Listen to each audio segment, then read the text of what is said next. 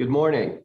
I'm David Skeel, the chairman of the Oversight Board, and I'd like to welcome everyone who's present online for this public meeting of the Financial Oversight and Management Board for Puerto Rico, which is being held by video conference. As always, I'd like to ask everybody who's connected to the video conference to cooperate on conducting a productive meeting, including keeping yourselves on mute throughout the video conference.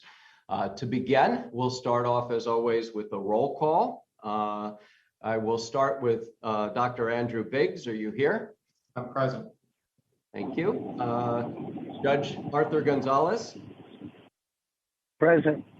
Thank you. Mr. John Nixon. Present. Thank you. And I believe Antonio Medina is not on, but I'll wait for a second to see if he is. Mr. Justin Peterson. Yes, I thought I heard him. I guess he's not on, at least right now. Dr. Betty Rosa. Present. Thank you, Betty. And I'm here, and our ex officio member, the governor of Puerto Rico, Pedro Pierluisi. Good morning, present. Good morning, Governor. We have a quorum present, so we will now call the meeting to order. As always, I would like to ask Mr. Jaime El Khoury, our general counsel, if he will act as secretary for the meeting. I will, Mr. Chair. Thank you. Thank you, Jaime. Thanks to all of you in attendance at this public meeting. All of you were all on video conference and watching the live stream via the board's website, www.oversight.pr.gov. I'm pleased to say once again that the audio of this meeting is available both in English and in a simultaneous Spanish translation, and it's being translated in sign language as well. If you log into the English website, you get the English audio. If you log into the Spanish website, you'll hear the simultaneous translation. We'll be handling any questions or comments from participants online through the form that's available on our website. Participants can find this form on the webcast page. The way you do it is you complete the form, you put your name on the form, any questions or comments you have. We will take those questions and comments until 15 minutes before the end of the public comments period. At the end of the meeting begins, and we'll provide answers and responses to those comments and questions promptly later on the website. We have a short agenda in terms of number of items, but we've got a lot of budgets to go through.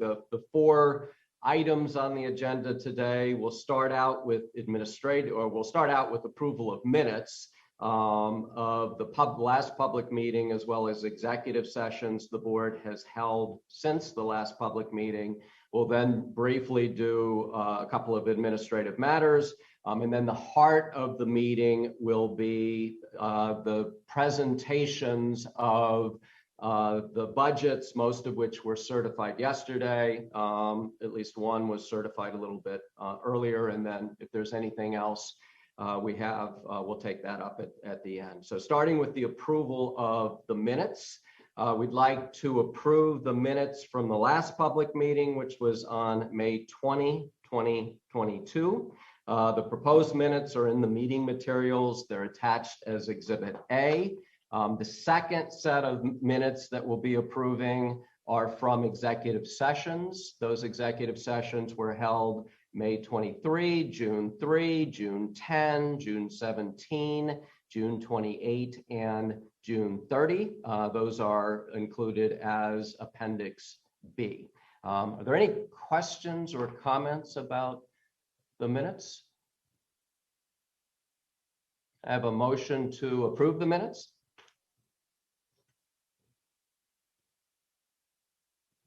So moved, Mr. Chair. Thank you. John, can you see them to read them? If you can, I'll read the motion. Yes, I can. I move to approve the minutes of the board's public meeting held on May 20th, attached as Appendix A, and the minutes of the executive sessions held on May 23rd, June 3rd, June 10th, and June 17th, June 28th, and June 30th, attached as Appendix B, in the form presented in the meeting. Thank you, John. Do we have a second? I'll second. Thank you, Andrew. As always with our votes, I'll take a voice vote. I'll first ask for all in favor to say yes, then I'll ask for any opposed to say no, and finally for any abstention. So would all in favor please say yes? Yes. Yes. Yes. Any opposed? Any abstentions? So that motion carries. Let's turn now to the second agenda item, which is administrative matters. Do we have someone who will make the first of those motions? Mr. Chairman, I would like to make the following motion. Between the adjournment of this meeting and the opening of the board's next public meeting, the board may consider in executive session any and all matters that it is authorized to consider under PROMESA, including first, any certification determinations authorized by PROMESA, including certification determinations under Section 206 of PROMESA. Second, any submissions or authorizations authorized by PROMESA. And third, any filings authorized under Title III of PROMESA, in each case that are set forth as part of the vote to convene such executive session. The board may also act by unanimous written consent between meetings in accordance with the bylaws, with such consent to include consent by electronic transmission. Thank you, Andrew. Do we have a second?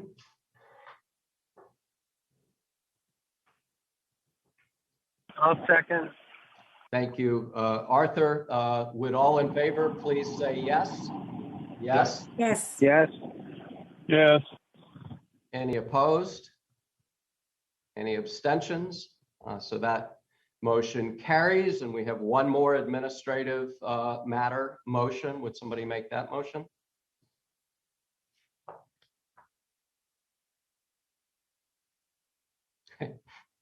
I move to confirm and approve the unanimous written consents adopted by the board since the adjournment of the board's last public meeting, which are listed in Appendix C here too. Thank you, Andrew. Can we have a second? I'll second. Thank you, John. Would all in favor please say yes? Yes. Yes. Yes. Yes. Any opposed? Any abstentions? So that motion carries as well. So now we'll turn to the heart of the meeting, which is a series of presentations of the certified budgets. And as we go into this, let me just briefly pause to thank the staff and our advisors. Our staff has been working nonstop, even by their standards, in the last few weeks. It's been a spectacular performance, in my view. Everybody has worked together, and these are budgets we're certifying that I think we can all be proud of, and that really move the ball forward for the people of Puerto Rico. So thank you, Ana Zapata and Jaime El Khoury and all of the staff, all of the directors, the governor's office as well. We've worked a lot with them, obviously, on these budgets, and we hope that the folks who are listening now and will read the budgets later will agree that this is really quite a fine performance. So the first budget that we will be talking about is the Commonwealth budget, and that will be presented by Ginorli Maldonado, who is our Director of Commonwealth Fiscal Plan and Budget, and she will talk about the highlights of the budget, some of the significant investments the budget includes, investments that are aimed at improving the way the government of Puerto Rico serves its people. Welcome, Ginorli. Thank you, Mr. Chairman. And good morning, Governor Pedro Pierluisi, board members, and everyone that's listening today via the webcam. Today, I would like to present the board with some of the key highlights in the fiscal year 2023 certified budget. Perhaps most importantly, this year's budget is balanced, includes the newly restructured debt service, and continues Puerto Rico's path toward economic renewal and growth. The budget also includes major strategic investments, from salary increases to civil service reforms and high priority infrastructure needs. This year's budget funds critical pension needs, including billions to pay current pension costs, the second of what will eventually be more than 10 billion in payments to the newly established pension trust, and enhanced defined contribution payments to the police. The board was able to allocate more than 100 million in additional funding beyond base levels to municipalities, the University of Puerto Rico, and towards other critical needs. Finally, this year's budget funds key social service programs and promotes operational improvements. Please turn to the next page. On an aggregate and consolidated basis, as you can see on this page, the total central government budget for fiscal year 23 is $28 billion, one of the largest budgets in Puerto Rico's history.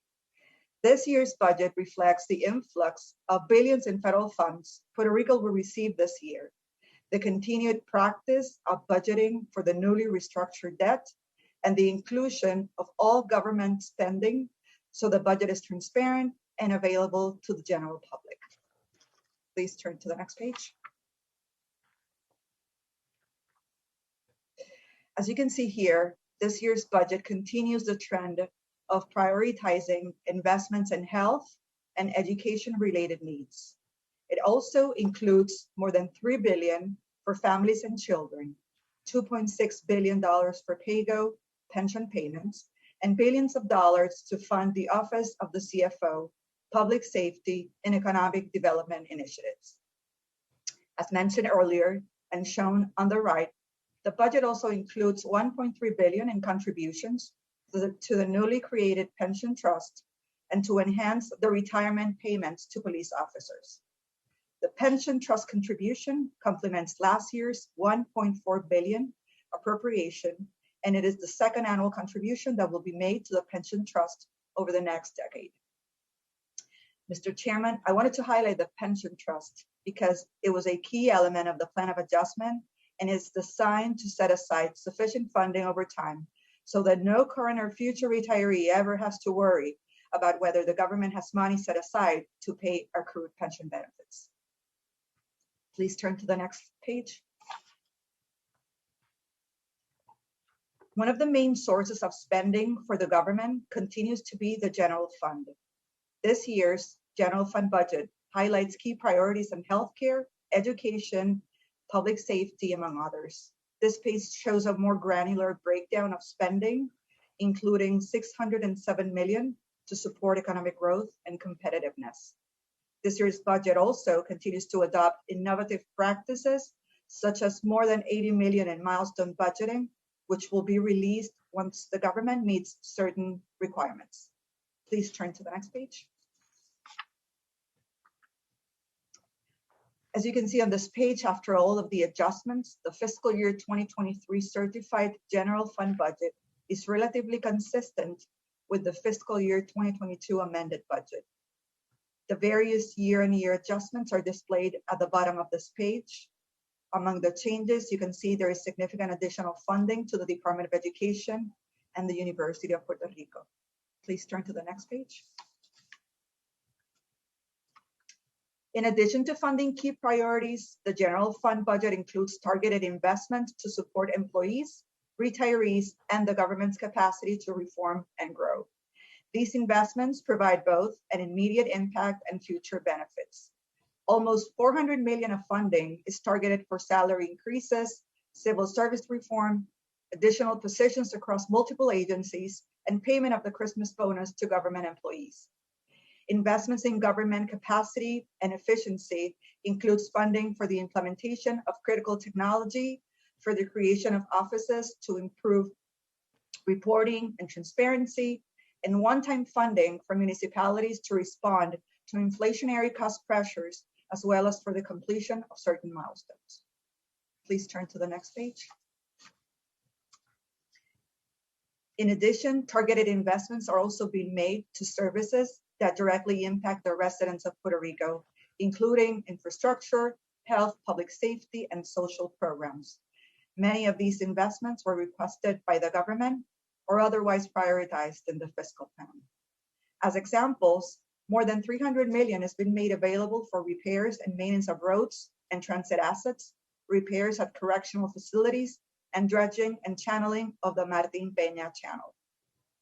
Public health investments include relief to the municipalities for Medicaid contributions, funding for professional services and materials, and to support cancer research initiatives.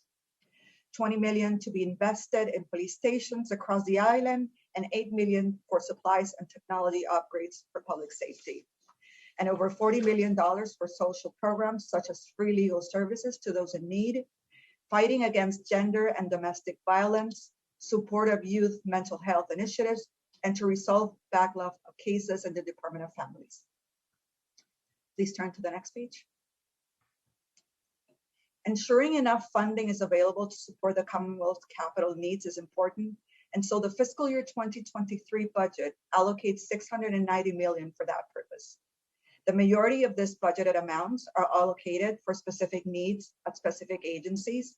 However, an unallocated amount of $29 million also remains for needs identified during the course of the fiscal year.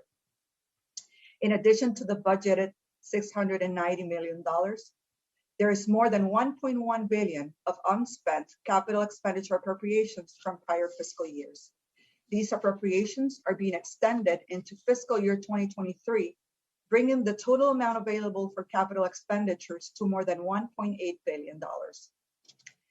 The general fund budget includes almost $332 million for capital spending, of which more than 95% are for specifically identified projects.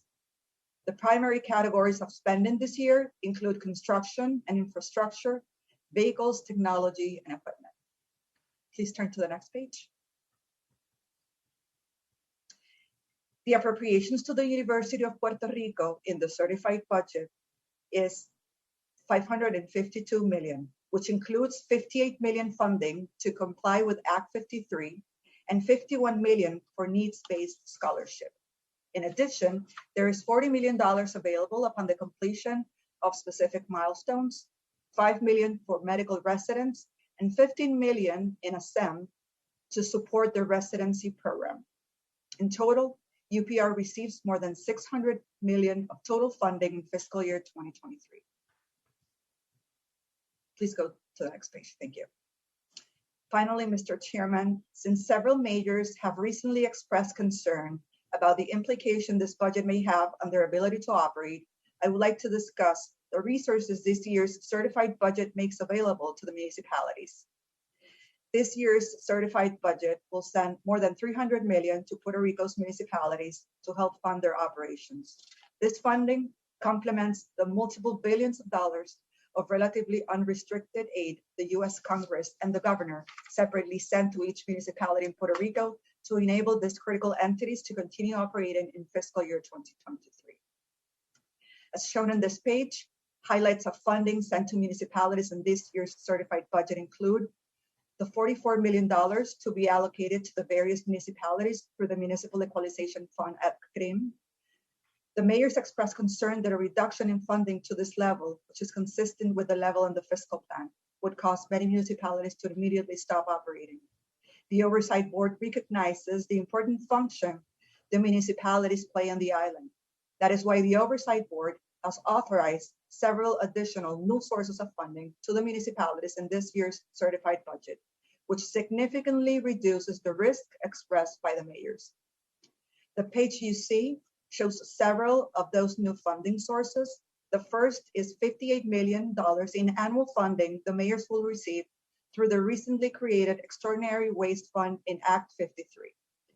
This fund was established as part of the negotiation with the legislature to authorize the issuance of the new general obligation bonds as part of the recently completed restructuring process.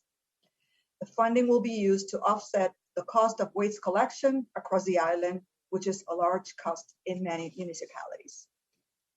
Second, the certified budget includes an additional $40 million in one-time Oversight Board authorized economic support to help offset rising costs and inflation pressures. Third, the certified budget includes an additional $22 million from the fiscal plan's municipal consolidation incentive that can be requested by the municipalities. The fiscal plan has set aside municipal consolidation incentive funding for 3 years in a row.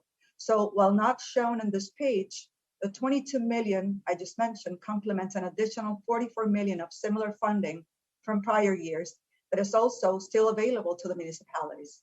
We encourage all interested municipalities to request this funding, which now totals $66 million. This year's certified budget also provides separate relief to the municipalities.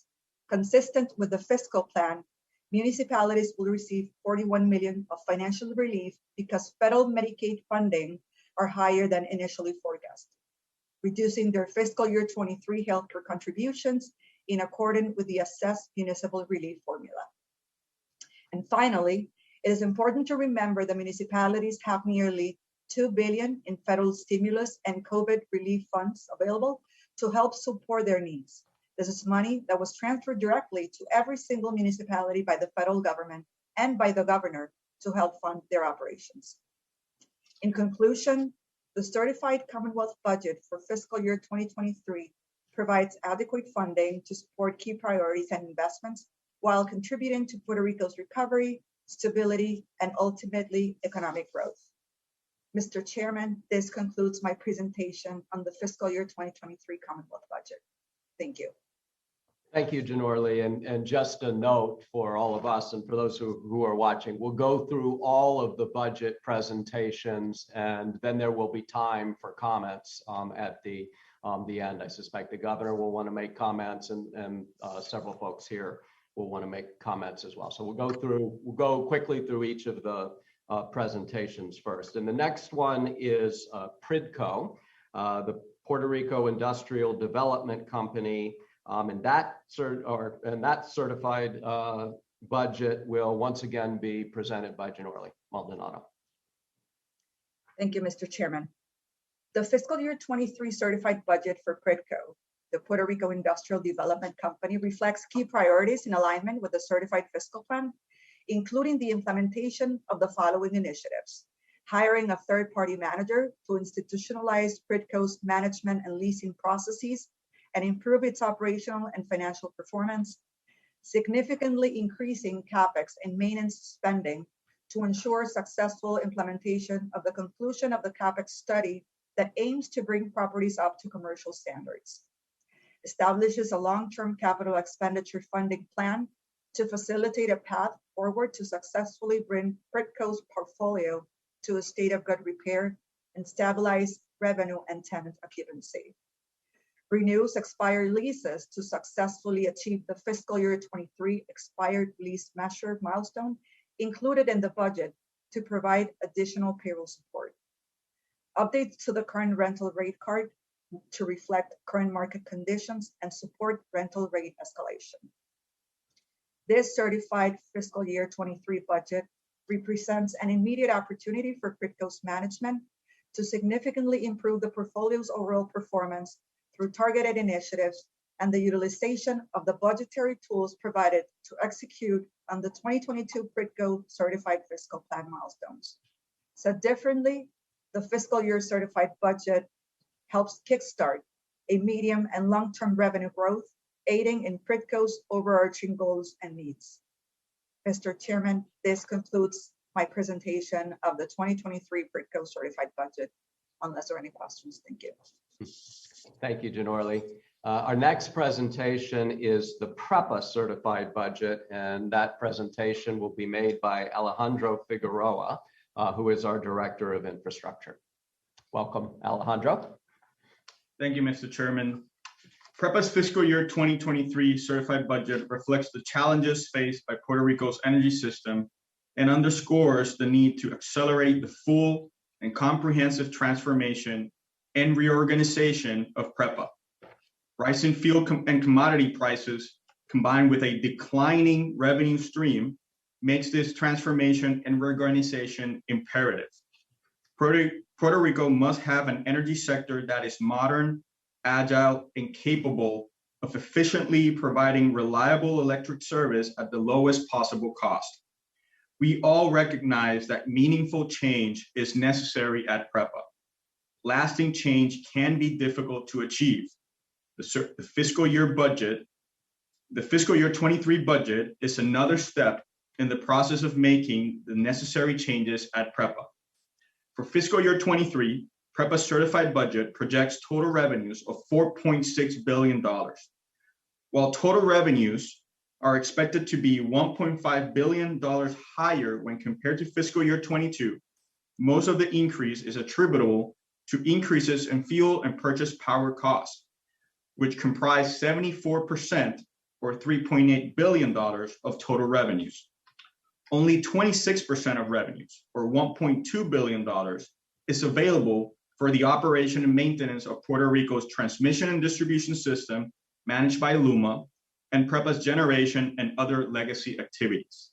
Compared to fiscal year 2022, the system's base revenue, the revenue used to finance operation and maintenance activities, is expected to decrease by $33 million.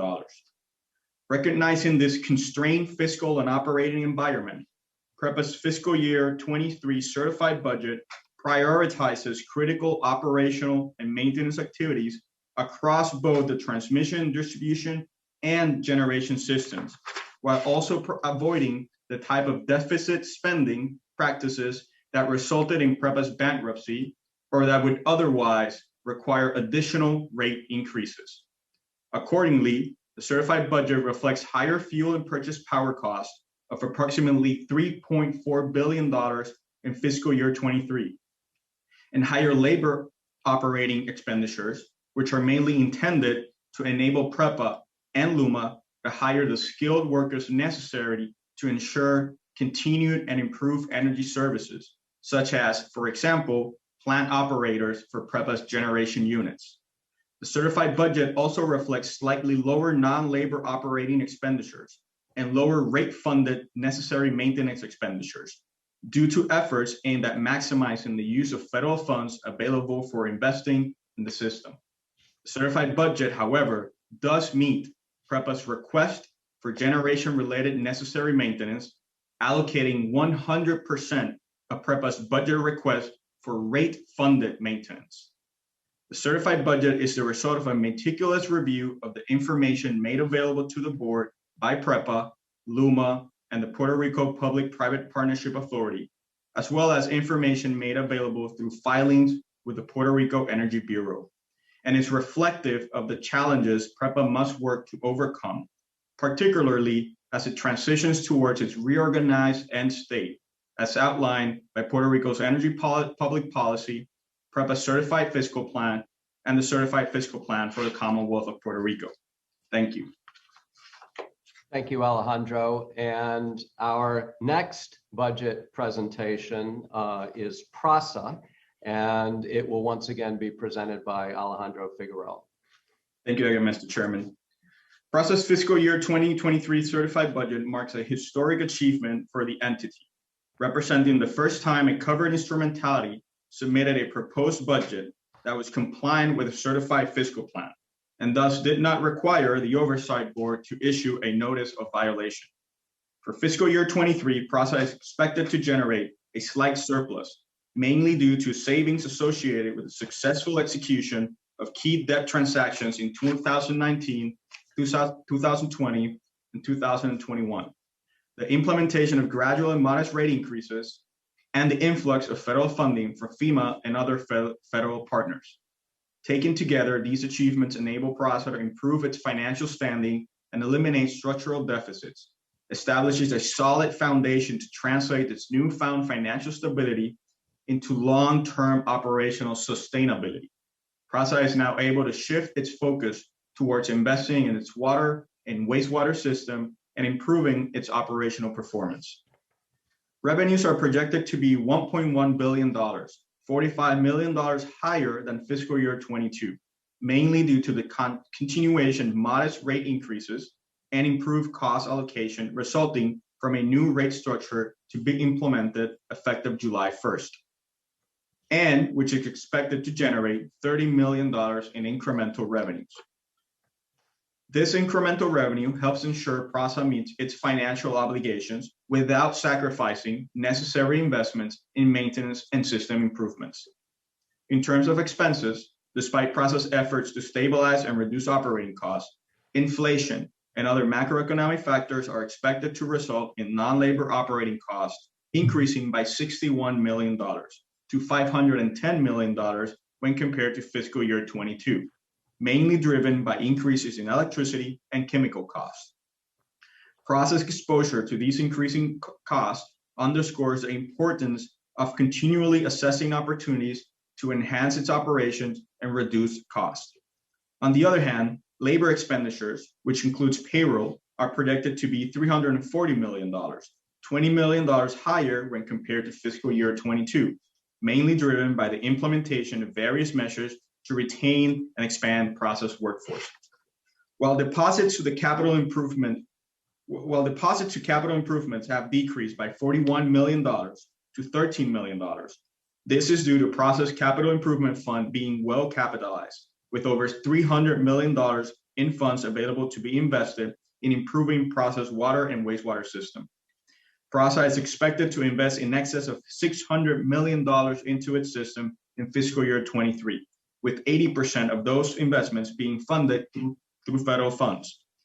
In summary, PRASA's fiscal year 23 certified budget demonstrates steady progress towards achieving fiscal responsibility, which in turn allows PRASA to shift its focus towards improving its operational performance and enabling long-term sustainability that benefits all of Puerto Rico's residents. Thank you, Mr. Chairman.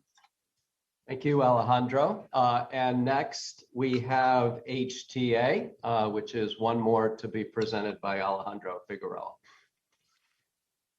Investing in the modernization and improvement of Puerto Rico's transportation infrastructure is an important component of the Commonwealth strategy to promote sustainable long-term economic development, improve the quality of life of its residents, and transform Puerto Rico into a business destination. The 2023 certified budget empowers HTA to do its part in support of these goals by accelerating its capital delivery program to make the necessary investments to improve Puerto Rico's transportation network while supporting the authority's exit from Title III.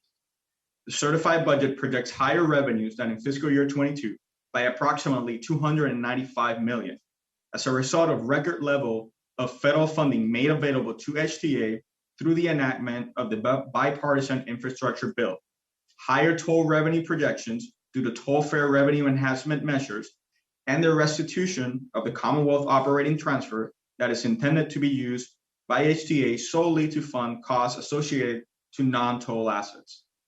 The budget thus includes a total of $922 million in revenues, including operating revenues such as toll fares, toll fines, and transit funds, the Commonwealth appropriations for CapEx, and federal funds from the Federal Highway Administration and the Federal Transit Administration.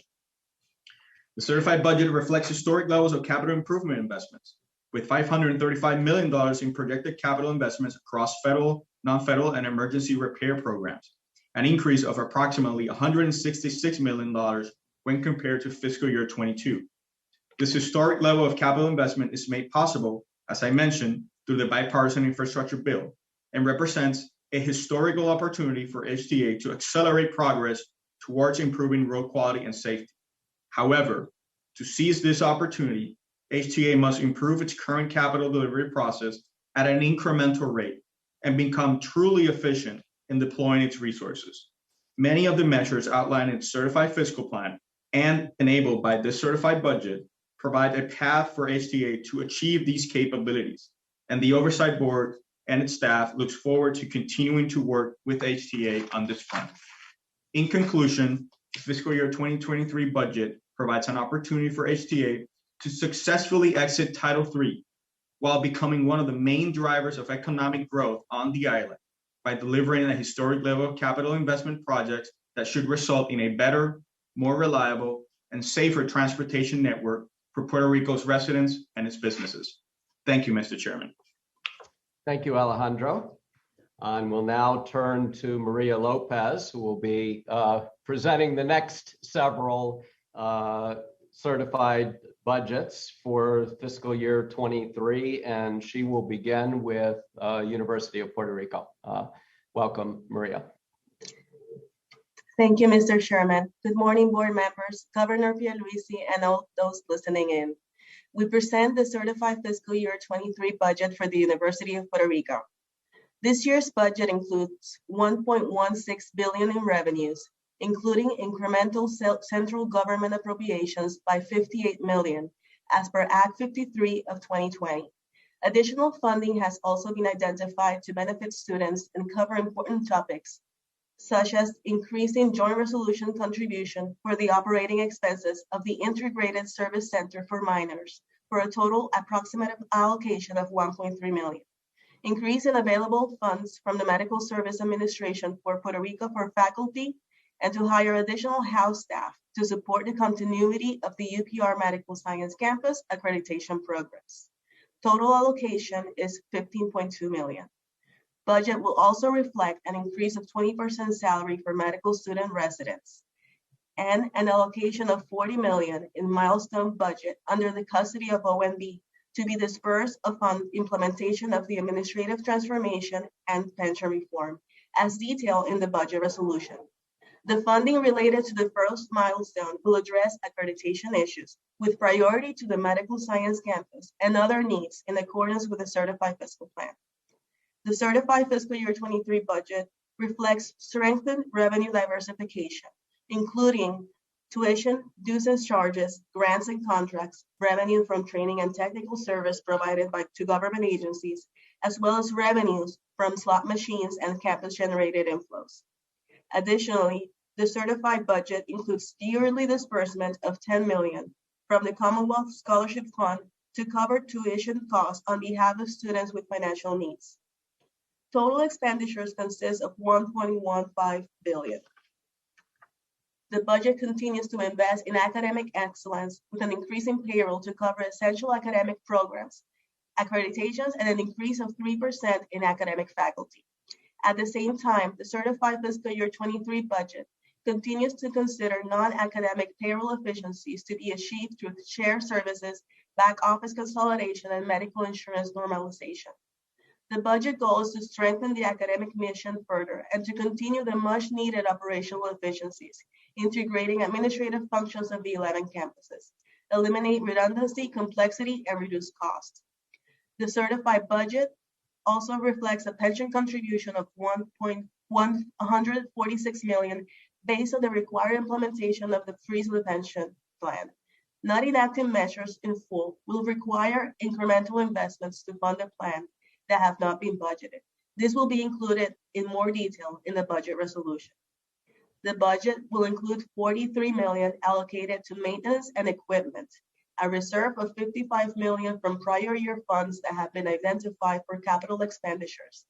The fiscal 23 budget will include an additional inflation adjustment for utilities, CapEx, transportation, among others.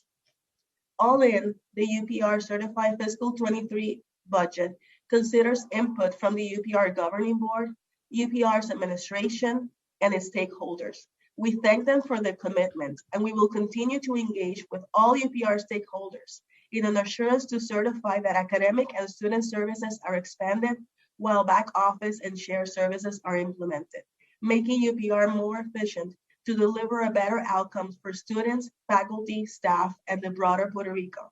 At the same time, UPR can count on the support from the Oversight Board to work together on this path towards fiscal sustainability for both public, higher education, and Puerto Rico. Mr. Chairman, I conclude this presentation. Thank you. Thank you, Maria. Take a quick breath. Maria, the next presentation will be the COSEC certified budget, and Maria Lopez will once again be presenting. Thank you. The COSEC fiscal year 23 budget includes revenue of $39 million, which is comprised of $28 million in premiums received from the co-ops and $10.4 million from interest earned on the COSEC Insurance Fund. Total expenditures are $12.5 million, which includes $8.4 in payroll and $4.1 in operational expenditures. This increase in payroll allocates funds to hire examiners and salary increases to comply with the goals of the certified fiscal plan. Operational expenses include professional services toward further investment in COSEC database systems to develop further risk development of compliance programs in compliance with the fiscal plan. Other expenditures include travel and mileage directly related with cooperatives' intervention goals of the fiscal plan and incorporate some of inflation increases. COSEC budget was certified for the first time as submitted by the government pursuant to Section 202E2 of PROMESA. The Oversight Board appreciates COSEC's management and the government cooperation during this development process. Thank you, Mr. Chairman. Thank you, Maria. And the last two budgets that we'll be presenting will be presented by Germán Ojeda, who is our Director of Revenues and Municipal Affairs. So Germán will be starting with the fiscal year 23 certified budget for CRIM. Welcome, Germán. Morning, and thank you, Mr. Chair. As it relates to CRIM's budget, revenues for FY23 are projected to increase 6% to approximately $32.6 million, most of which comes from the 5% administrative fee charged to municipalities over their property tax collections. The fiscal year 2023 balanced budget of $32.6 million represents a $2 million increase from the fiscal year 22 budget of $30.6 million, as CRIM invests higher revenues into operational initiatives.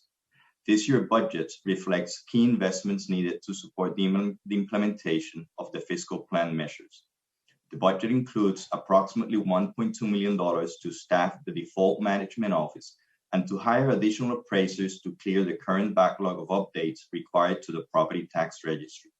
Additionally, the budget includes $1.1 million of capital expenses for building and equipment maintenance aimed to improve system resiliency and to provide greater taxpayer access to CRIM. It is imperative that CRIM continue to invest in its technology transformation by finalizing the implementation and integration of information technology systems to improve operations and to create a more data-driven culture at CRIM. Thank you, Mr. Chair. This concludes this presentation. Thank you, Germán. And you can take a quick breath, and then we'll turn to our last budget, which is COFINA, and that will once again be Germán presenting.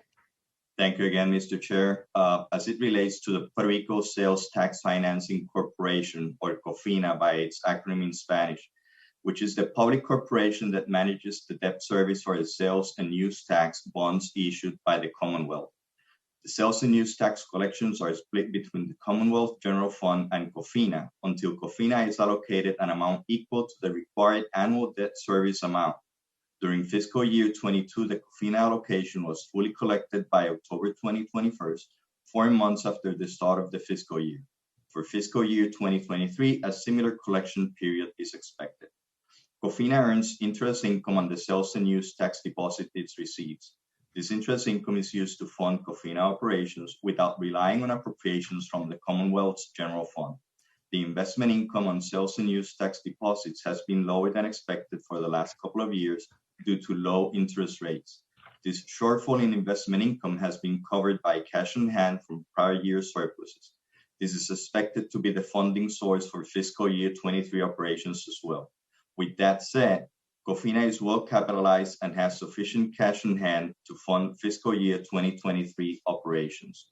Therefore, this is COFINA's 4th annual budget after COFINA's successful exit from Title III in the 2nd quarter of fiscal year 2019, which reduced COFINA's debt obligations from $18 billion to $12 billion. The $1.4 million fiscal 23 operating budget supports limited staff, certain professional services, and other non-personnel expenses required for the COFINA operation. Also, COFINA will continue with the Memorandum of Understanding it maintains with AFAP, which provides low-cost administrative support. That concludes the presentation. Thank you, Mr. Chair. Thank you, Germán, and thank you to all of our directors for presenting these 9 certified budgets. In a second, I will invite board members to make comments on any of the budgets or this process.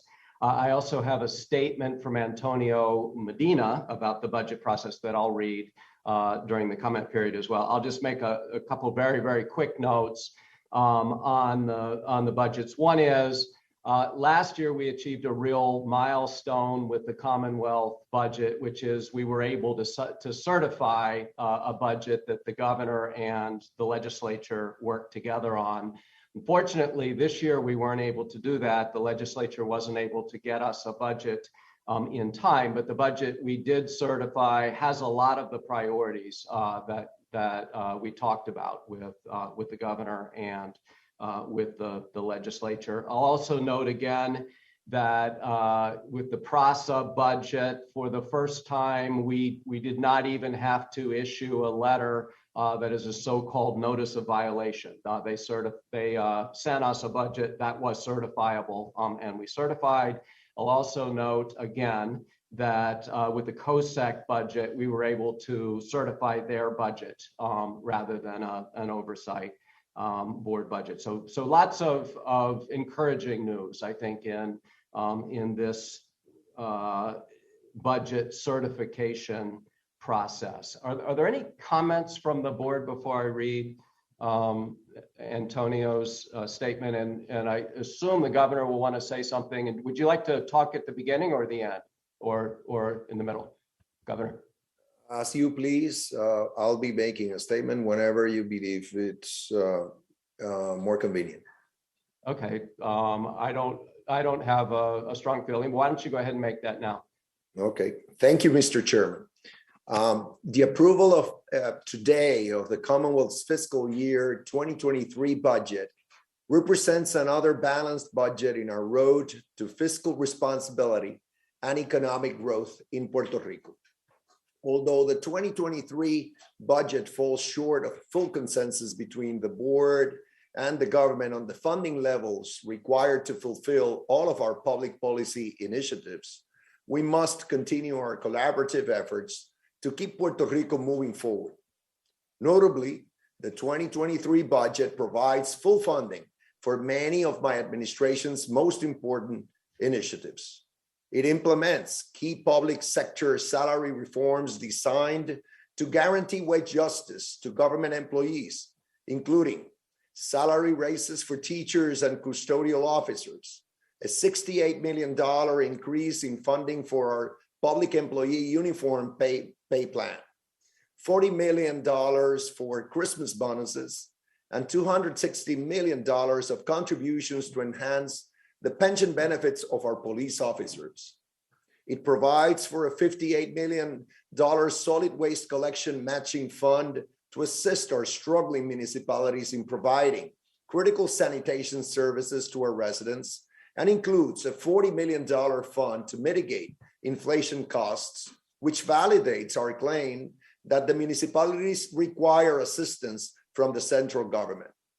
The budget supports our dedication to education by providing over $800 million to expand our Montessori, STEM, athletics, fine arts, bilingual, and vocational and technical education programs, including curriculum review and modernization, as well as a $500 million fixed appropriation for the University of Puerto Rico and additional funding to secure the accreditation of its medical sciences campus. It fully funds our restoration of highway maintenance program and our skilled vocational and practical employment program to support the island's ongoing reconstruction efforts. It funds programs designed to improve the quality of life of our most vulnerable citizens, including initiatives to combat gender-based violence, provide assistance in judicial proceedings, and fund special communities housing, construction, and rehabilitation. In addition, the budget funds certain environmental protection projects, including a $26 million match for the Caño Martin Peña channel dredging project, and public health initiatives for cancer treatment, diabetes, and mental health services. And the budget allows for the implementation of initiatives designed to provide security to the people of Puerto Rico, such as programs to increase police cadet and firefighter recruitment, improve infrastructure of police quarters, fire station equipment, and ambulances, and recruit prosecutors for Puerto Rico's specialized drug courts, among other things. Without a doubt, These improvements to the 2023 budget, as compared to prior board certified budgets, are strides in the right direction for Puerto Rico. They show the board's increased willingness to support the government's policy initiatives, which will make it easier to transition budgetary functions back to the elected government when the board ceases its functions. However, there are several key areas in the 2023 budget that are not funded. For instance, my administration's budget proposed $5 million to make the NAP to SNAP transition, which would enable us to receive additional federal funding for low-income residents. We also proposed $3 million for environmental emergency initiatives to combat climate change and coastal erosion, and $15 million for hospital facility improvements. The board denied funding to each of these programs despite their relatively low cost and crucial importance to public health, safety, and future economic growth. We're hopeful we can achieve strategic savings so that the board will approve future reprogramming requests designed to save some of these projects. In fact, my administration has provided the board with evidence that the government's revenues will exceed the board's estimates, and requested a conservative increase in this year's budget of $100 million, which the board rejected without explanation. We also continue to have a fundamental disagreement over the funding of Puerto Rico's municipalities. As the board is aware, our municipalities have historically relied on the Commonwealth's financial support to deliver accessible and affordable public services, including policing, sanitation services, garbage collection, and emergency services. Just 2 weeks ago, the board heard proposals from the Puerto Rico Mayors Federation and Puerto Rico Mayors Association requesting modified aid. As the board indicated to the mayors in a letter dated June 28, 2022, it was very pleased with the mayor's proposals and has adopted some. We urge the board to continue these collaborative efforts with the mayors to reach an agreement which ensures that the municipal governments are able to provide the essential services our people need. Another concern I have regarding the 2023 budget is the inclusion of provisions that would limit the efficient and timely distribution of federal program funds. Any effort that would hinder or delay the deployment of federal reconstruction funds or pandemic relief funds is unacceptable and is contrary to PROMESA Section 204D, which limits the board's authority over federal programs. Under Section 13 of the budget resolution, the board seems to do just that, requiring that the governor shall submit a work plan before any disbursement of funds to ensure the maximum and proper use of federal funds. My administration fully supports the board's desire for transparency in how federal funds are deployed. That is why we comply with at least 17 reports required by federal agencies administering Puerto Rico's federal funding programs. And in the spirit of transparency and collaboration, we have no issue with sharing those reports with the board. However, we believe Section 13's additional requirements would be redundant and unduly burdensome in light of the reporting we already do. We want to avoid duplicative efforts that could strain government resources and interfere with or delay federal program implementation. I think we can work together on this to balance both of our concerns in an efficient manner and without impacting the deployment of federal reconstruction funds. In sum, the 2023 budget provides funding for Puerto Rico's most essential programs and initiatives. While we believe there is still room for improvement in the budget, my administration is not going to sacrifice progress simply because we do not agree on each and every line item.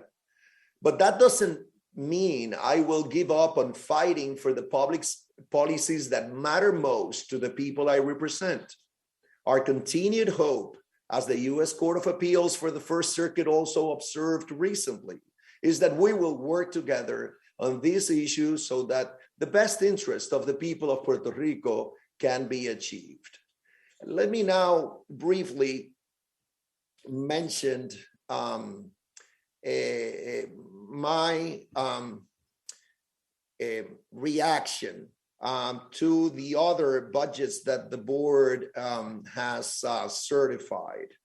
Let me say that there are areas of disagreement in some of those budgets, but what I envision will happen is that the public entities involved will use the reprogramming vehicle to try to address those areas of disagreements. We will do it in good faith, and we hope the board reciprocates. As I have said many times before, and this particularly relates to the use of both state and federal funds for the ongoing rebuilding in Puerto Rico. That is the top priority of my administration. Rebuilding Puerto Rico, building it back better, using both state and federal resources. And I hope that the board joins me in this sense of urgency. I'm talking about when we submit reprogramming requests in any of these areas. I'm talking about, again, areas like the fixing of the energy grid, areas like ensuring that we have the resilient water and sewer facilities, that we have the education infrastructure our families expect from our government, that we have our highways and bridges in the state of condition that they should be in, as well as the right infrastructure at our University of Puerto Rico. I hope that the board and its staff realizes that when dealing with any reprogramming requests concerning those,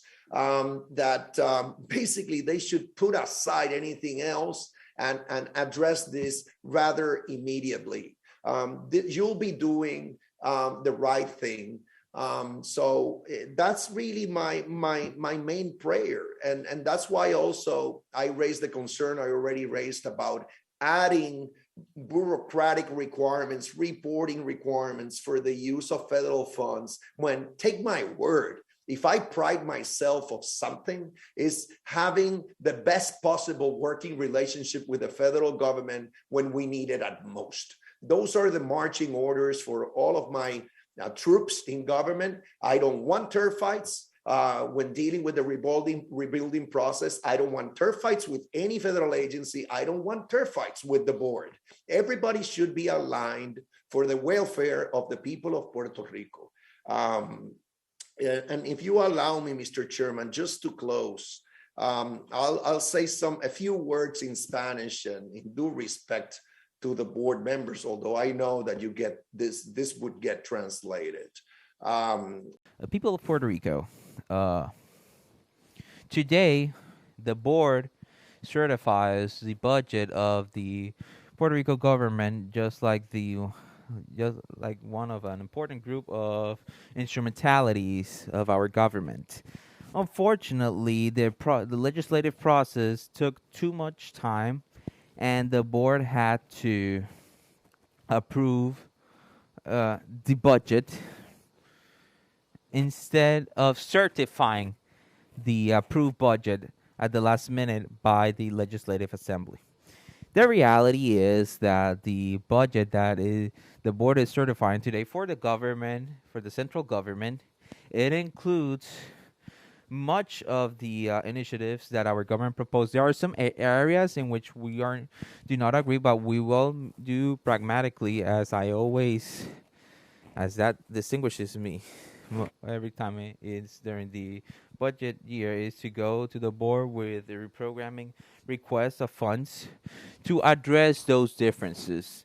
And what I have asked to the board is that in the area, particularly in the reconstruction, which is the first priority of my administration, to act with the utmost sense of urgency, that its staff puts aside what they're doing when they receive a request for funding reprogramming for example, related to the reconstruction of the electrical grid, or related to the state of our highways and our bridges, or related to the infrastructure of the Department of Education, related to likewise to our water and sewage systems, among others, that when that reaches the board during the fiscal year, that please to give a sense of urgency to that. You can also, the people of Puerto Rico can count that I will always be looking after the best interests of our municipalities and our university. The municipalities, they bring essential services, and they deserve support from the central government, and I reclaim it consistently. And our university has to be in the best conditions, because, as many times as has been said before, it's the greatest quarry of our time. So count on me, count on my administration, even though it's not what I would have liked to have happen, is that the government to approve a budget and to have it been certified by the board. In reality, we're going to achieve the initiatives that the people deserve, working in a cooperative manner with the board. May God bless you, and thank you to the staff of the board for the presentations that you made today and the work that you carried out. And I congratulate likewise the team, the staff of all the government of Puerto Rico in the executive and the legislative branches. Governor, I'd like to say just a few words about the federal funds issue that has suddenly kind of cropped up and started getting attention. It's based on a provision in the fiscal plan that asks the government to provide information to the board before distributing federal funds. It's not an oversight provision. It's just a transparency provision.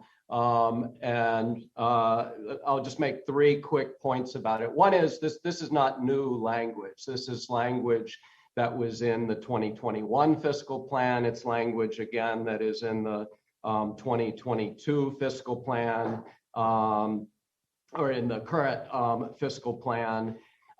Second point I'll make is the government, to its credit, has actually been complying with this language, has been giving us the information before dispersing federal funds.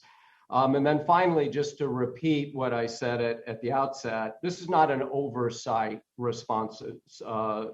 oversight ask or request or demand. It's just about transparency. It's just about ensuring that we know where the funds are going and what's being done with them. And we would like to think that we're all interested in transparency. That historically has been a problem. It's something that has gotten much, much better recently, and that is the spirit of this provision. Any other comments from the board before I read Antonio's comments? Mr. Chairman, this is John Nixon. I appreciate the opportunity to comment briefly. Another issue with the federal funding is, as a board, we're really looking for the long-term stability of the Commonwealth of Puerto Rico. And sometimes federal funds can come in and create ongoing expectations, which could impact future budgets that we have to certify. So it's obviously always very helpful to know what the government's doing, what the federal government's doing, as it may impact future budgets. But I just want to take an opportunity to really thank the staff. I've managed staffs as they put together budgets, and I know they put in hundreds and thousands of hours, as you mentioned, and I just really appreciate it. I know that, I just want everybody to remember that we're not dealing with a perfect situation. Obviously, there are a lot of needs that we need to address and a lot of priorities, but what's important is that we do have a balanced budget that we have certified that will create a strong baseline for Puerto Rico going forward. Obviously, Governor, we're always happy to look at anything as they come forward as far as reprograms or anything else. So we want to make sure that we're helping facilitate the government operate, but we do want to make sure that the budget stays in balance. So we appreciate the work that we've done with your team and with your staff in putting this together, Governor. And I just, I know that these things just don't happen. They take a lot of work, and I just really appreciate everybody's hard work. And I think we've come up with a real solid budget. I really congratulate those entities who presented budgets that we were able to certify. And I really hope that next year we'll be able to come in again, working with the government as we have and bringing the legislature to where we can certify a budget that they've passed. So again, I'm appreciative to have been part of the process. Thank you, John. Any other comments from anyone on the board? Let me read Antonio's comments. Antonio Medina sent some comments to me to share this morning on the 2022, the current budget process. He starts out saying, please excuse me for not being at today's public meeting as I am traveling today. This year's budget process was very different from last year's. Last year, everyone involved entered the process with a single objective, which was to find common ground such that we could have a consensual agreement resulting in a budget for the Commonwealth that met the objectives of all parties involved. It was not easy, but the common objectives of the House, Senate, administration, and FOMB allowed us to reach specific agreements for the benefit of all Puerto Ricans. I can only say that this year I am highly disappointed that we were not able to reach a similar agreement. In fact, even when FOMB provided multiple extensions, the unwillingness of individuals putting their personal or political interest over the well-being of Puerto Rico forced FOMB to certify its own budget.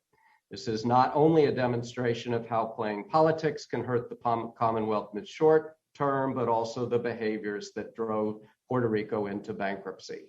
A few days ago, I was at a dinner with business leaders and they were very direct.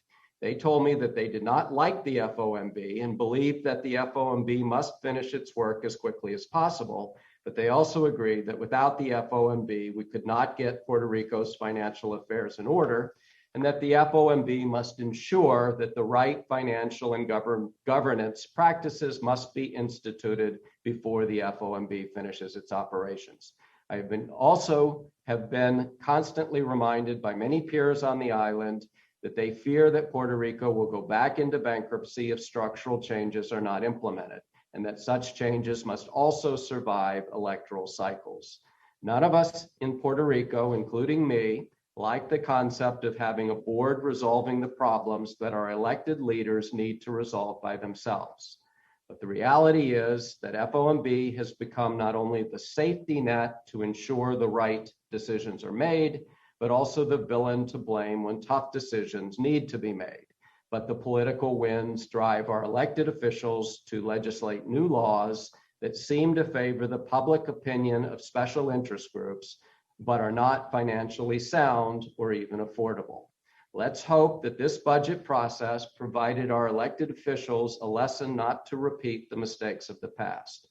Today, our government would be shut down, just like in 2006, when we entered our very long recession that led to bankruptcy because our elected officials could not agree on a budget. We must keep in mind that PROMESA provided several tests for the FOMB to end its work, including 4 balanced budgets, but the intent behind the technical requirement is for Puerto Rico's leaders to demonstrate that they can make adequate decisions to ensure Puerto Rico's finances are in order. The silver lining of this week's actions at the legislature is the passing of the Act 154 replacement law, one of the most important pieces of legislation in the last decade. And while FOMB is still reviewing the legal text to ensure that it protects revenues and jobs while allowing economic growth, certain leaders attempted to kidnap the legislative process to include matters not relevant to Act 154 and hold hostage the legislation. We need these practices to stop. I am not saying that as an FOMB member. I am saying that as a Puerto Rican who wants a better future for my children and someone who believes that our island deserves stronger leadership willing to make the tough decisions that are required to protect our economy and our future without the FOMB. I look forward to working with all the different groups that compose our government to make Puerto Rico a better place. Let us not forget this important lesson. So those, as I said, are Antonio Medina's remarks about the process. So I'll make a quick note that we have a press conference as usual that will be starting in a few minutes after we conclude. But we've reached the end of our meeting today. Thanks for conducting a productive meeting. And since we don't have any other matters to cover, I'd like to move that we adjourn this meeting. Do I have a second of that? Second. Thank you. Andrew, all in favor, please say yes. Yes. Yes. Yes. Any opposed? Any abstentions? We are now adjourned. Thanks to everybody present.